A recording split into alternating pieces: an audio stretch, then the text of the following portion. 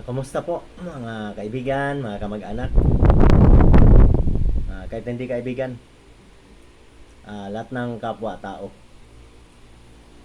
Ganun po dapat ang ating gagawin, magtulungan para sa ikabubuti ng lahat.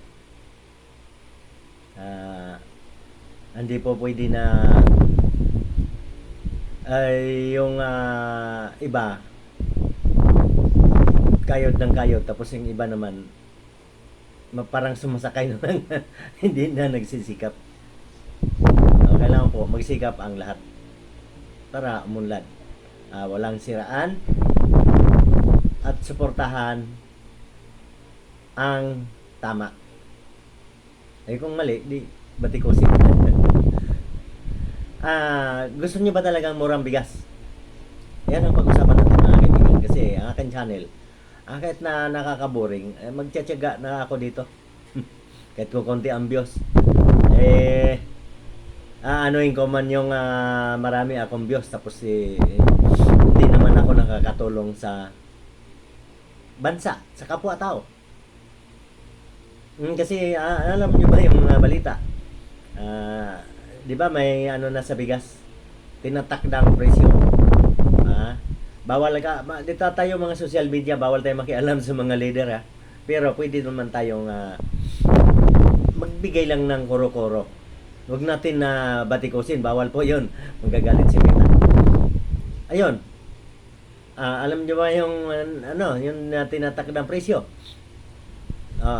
Sabi ko nga hindi yan makaya Kasi mahal din ang puhunan yan. Naintindihan naman natin yung mga retailer hawak din yan ng mga mga big time negosyante. Di ba? Wala, bihira naman na makapagdirekta ng hindi ka dyan Gaya niyan. Nakita ninyo man yung ano na nangyari doon sa pinadlakan na budiga. Magkatatahimik na lang yung kaso na yan. Yung pinadlakan na budiga, ang daming bigas na nakatago. Dapat magtulungan po ang lahat, lalo na nga mga magsasaka. Tulong po kayo magbantay dyan sa mga nagtatayo ng budiga, nag-hoarding na yan. Kasi alam nyo, biro nyo, bibili ng murang-mura sa inyo, tapos itatago. Pagkukunti na ang pag-akulang ng stock, siyempre tataas ang presyo. Di ba? Yun po ang mga yun na nga sinasabi ko na wala. Gusto niya siya lang umangat at bagsak ang iba. Hindi po matutuwa ang Panginoon sa ganung klaseng tao. Kaya po dapat po kung tayo man ay makadiyos.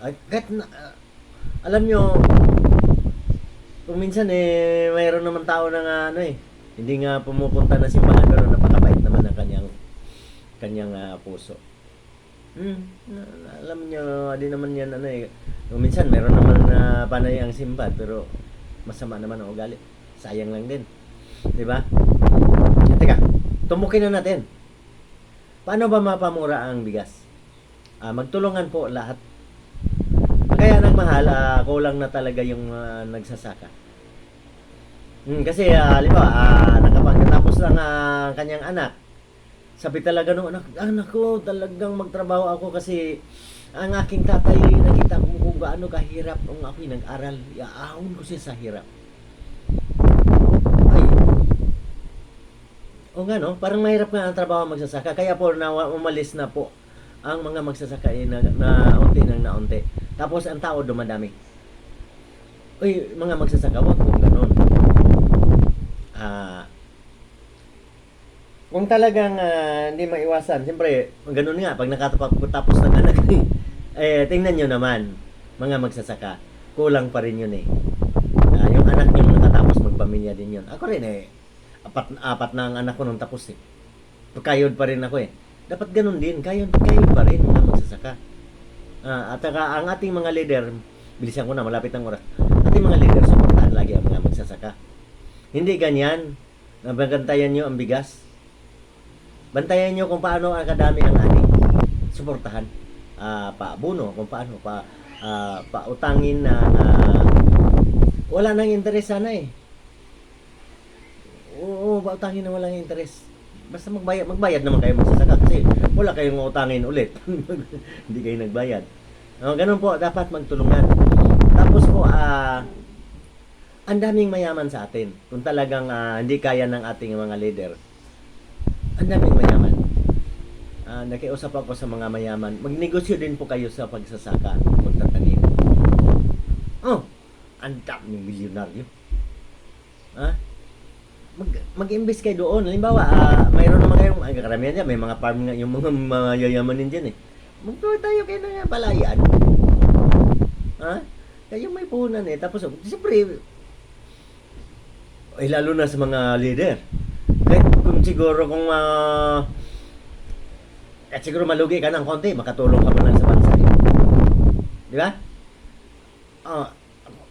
Nako, yung mga ang taba ng mga pananim sa atin. Kung na talagang, kung ako lay maraming pera, bibili ako ng lupa at tatanim ako. Yun po ang problema sa atin kasi pag kulang ang stock, papasok si imported.